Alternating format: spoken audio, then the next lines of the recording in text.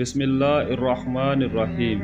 السلام علیکم معزز ناظرین، آج کا ہمارا واقعہ ان 3 بچوں کے متعلق ہے جنہوں نے ماں کی گود میں کلام کیا اور کس طرح اللہ تعالیٰ نے حضرت عیسیٰ علیہ السلام کی ولادت کو حضرت آدم علیہ السلام کی تخلیق سے تشبیہ دی۔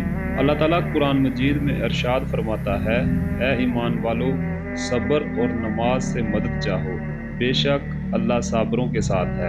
حضرت ابو ہریرہ رضی اللہ تعالی عنہ روایت فرماتے ہیں کہ رسول اللہ صلی اللہ تعالی علیہ وسلم نے فرمایا، 3 شیر خوار بچوں نے گہوارے یعنی ماں کی گود میں کلام کیا ہے۔ ایک حضرت عیسیٰ علیہ السلام اور بنی اسرائیل کے 2 بچے۔ رسول اللہ صلی اللہ تعالی علیہ وسلم نے فرمایا کہ بنی اسرائیل کے ایک عابد و زاہد آدمی جن کا نام جری تھا، وہ نماز پڑھ رہے تھے۔ دوران نماز ان کی ماں نے آ کر انہیں پکارا، اے جری۔ جری نے ماں کی پکار کا کوئی جواب نہ دیا۔ دل میں سوچنے لگے، میں ماں کی پکار کا جواب دوں تو کیسے دوں، میں تو نماز پڑھ رہا ہوں۔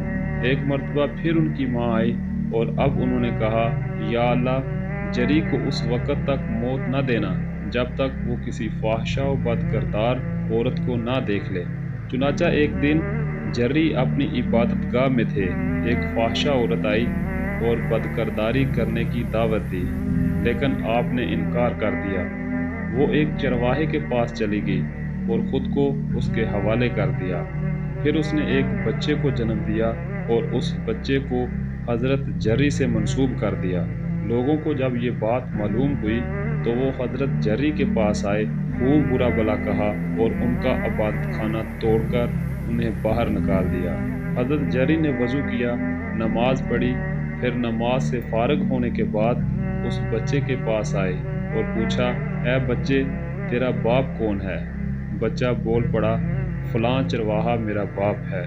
اب لوگوں نے کہا، اے جری، ہم سے بڑی غلطی ہوئی ہے، آپ ہمیں اجازت دیں تو ہم لوگ آپ کا عبادت خانہ سونے کا بنوا دیں۔ حضرت جری نے کہا، نہیں، پہلے کی طرح مٹی کا بنا دو۔ دوسرا واقعہ کچھ اس طرح ہے کہ بنی اسرائیل کی ایک عورت ایک بچے کو دودھ پلا رہی تھی کہ اسی دوران ایک خوبصورت سوار گزرا تو اس عورت نے کہا، اے اللہ، میرے بیٹے کو اس سوار جیسا بنا دے۔ بچے نے ماں کی پستان چھوڑ دی، سوار کی جانب متوجہ ہوا اور کہنے لگا، اے اللہ، مجھ کو اس جیسا نہ بنانا۔ اس کے بعد پھر دودھ پینے لگا۔ پھر اس کے پاس سے ایک باندی کا گزر ہوا، وہ عورت کہنے لگی، اے اللہ، میرے بیٹے کو اس جیسا نہ بنانا۔ لڑکے نے پھر دودھ پینا چھوڑ دیا اور کہا، اے میرے اللہ، مجھ کو اس جیسا بنانا۔ عورت نے بچے سے پوچھا، ایسا کیوں؟ اس نے جواب دیا، وہ سوار ظالموں میں سے ہے اور اس عورت کو لوگ چور کہتے ہیں، حالانکہ وہ ایسا کچھ نہیں کرتی۔ اس حدیث سے یہ معلوم ہوا کہ جب آدمی پریشانی میں ہو یا اس پر کوئی ناگہانی مصیبت آ پڑے تو نماز پڑھنی چاہیے۔ نماز کی برکت سے آئی ہوئی مصیبت دور ہو جاتی ہے۔ قانون فطرت کے مطابق انسان کی پیدائش ماں باپ کے واسطے سے ہوتی ہے، لیکن اللہ تعالیٰ قادر مطلق ہے۔ جس طرح اس نے حضرت آدم علیہ السلام کو بغیر ماں باپ کے مٹی سے اور حضرت بی بی حوا رضی اللہ تعالی عنہ کو حضرت آدم علیہ السلام کی پسلی کی ہڈی سے پیدا کیا، اسی طرح حضرت عیسیٰ علیہ السلام کو بغیر باپ کے پیدا فرمایا اور ان کی پیدائش کو حضرت آدم علیہ السلام کی تخلیق سے تشبیہ دے کر یہ سمجھایا ہے کہ جس طرح حضرت آدم علیہ السلام ماں باپ کے بغیر مٹی سے پیدا ہو کر بھی اللہ تعالیٰ کے بندے اور اس کی مخلوق ہیں، اسی طرح حضرت عیسیٰ علیہ السلام جو بغیر باپ کے پیدا کیے گئے ہیں، وہ بھی اللہ تعالیٰ کے بندے اور اس کی مخلوق ہیں۔